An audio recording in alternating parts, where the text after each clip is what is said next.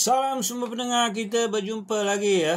Baik, pada posting kali ini saya akan teruskan ya dengan proses penilaian kualiti kredit pelanggan anda.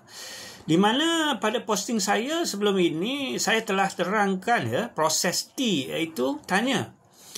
Seterusnya, setelah anda selesai dengan proses tanya ini mengikut sistem STUN ya, anda perlu ukur pula ya. Ukur apa pula ni ya? Baik, saya akan terangkan di sini ya, tapi sebelum itu sekiranya anda rujuk semula pada posting saya berkenaan dengan borang permohonan jualan secara kredit ya. Salah satu dokumen yang pelanggan anda perlu sediakan pada anda ialah maklumat keuangan mereka. Di sini ada dua persoalan pula ya. Pertama, maklumat keuangan apa yang perlu diminta? Dan kedua, apa tujuan anda meminta maklumat keuangan pelanggan anda ini? Jadi clear dua soalan ni. Baik, bagi persoalan pertama ya, sekiranya pelanggan anda itu satu syarikat sendirian berhad ya, anda perlu minta pada mereka untuk sediakan penyata keuangan beraudit syarikat mereka ya. Seboleh-bolehnya bagi 3 tahun yang terakhir ya. Sekiranya mereka cakap ya tiada penyata keuangan tersebut pada anda, maka itu satu petanda yang kurang baik ya. Kerana syarikat sendirian berhad mesti menyediakan penyata keuangan beraudit mereka. Kecualilah mereka baru saja beroperasi kurang dari setahun ya. Selain itu, anda juga perlu minta pada mereka untuk sediakan salinan penyata-penyata bank account mereka untuk tempoh 6 hingga 12 bulan yang terkini. Bagi pelanggan anda yang status syarikat enterprise atau perkongsian pula ya, memandangkan mereka ini tidak perlu sediakan penyata keuangan beraudit, oleh itu cukup sekadar anda minta mereka sediakan penyata-penyata bank mereka untuk tempoh 6 hingga 12 bulan terkini ya. Baik, seterusnya bagi persoalan kedua pula, tujuan anda meminta maklumat keuangan dari pelanggan anda ini adalah supaya anda mampu membuat satu ukuran ya, berkaitan kemampuan sebenar pelanggan anda untuk membayar balik hutang mereka kepada anda, dan juga sama ada perniagaan mereka stabil berdasarkan nombor, data dan fakta keuangan yang tepat dan kredibel ya, dan bukannya sekadar apa yang diberitahu oleh pelanggan anda saja ya. Pelanggan anda ni dia boleh saja beritahu anda bahawa perniagaan mereka untung besar ya, jualan kukuh, tunai cukup untuk nak bayar balik hutang anda dan sebagainya.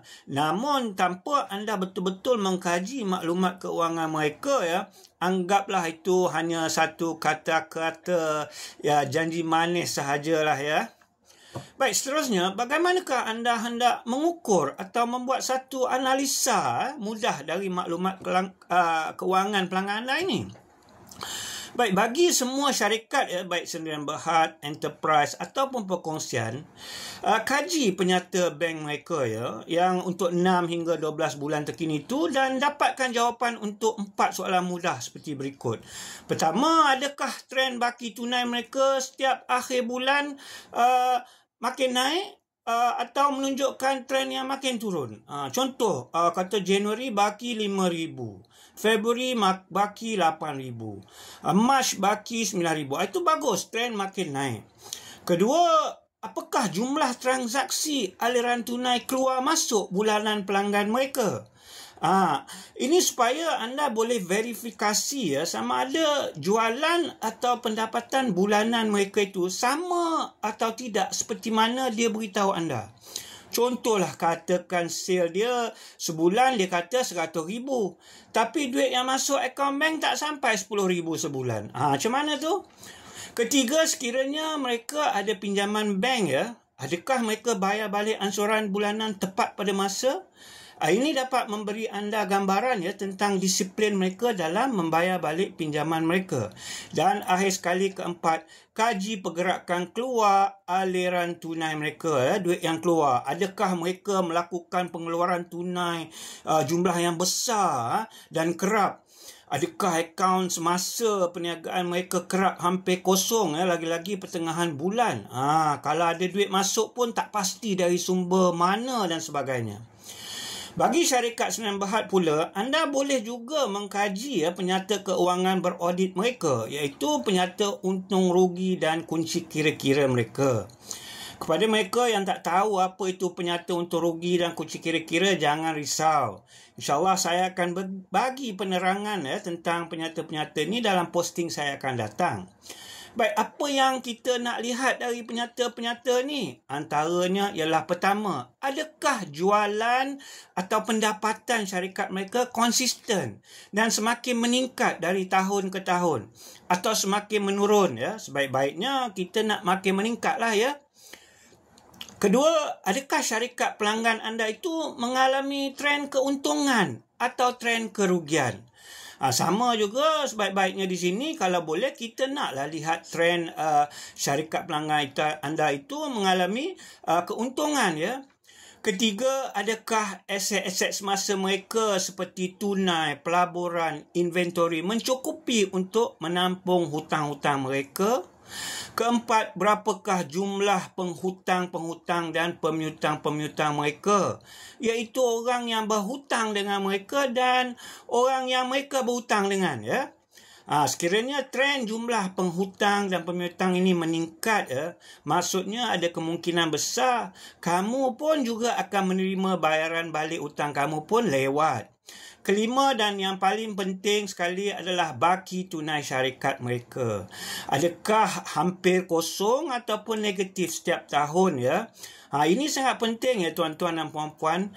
Walaupunlah syarikat itu mengalami keuntungan yang tinggi ya, namun ini bermaksud wang tunainya banyak sangkut pada stok dan penghutang mereka.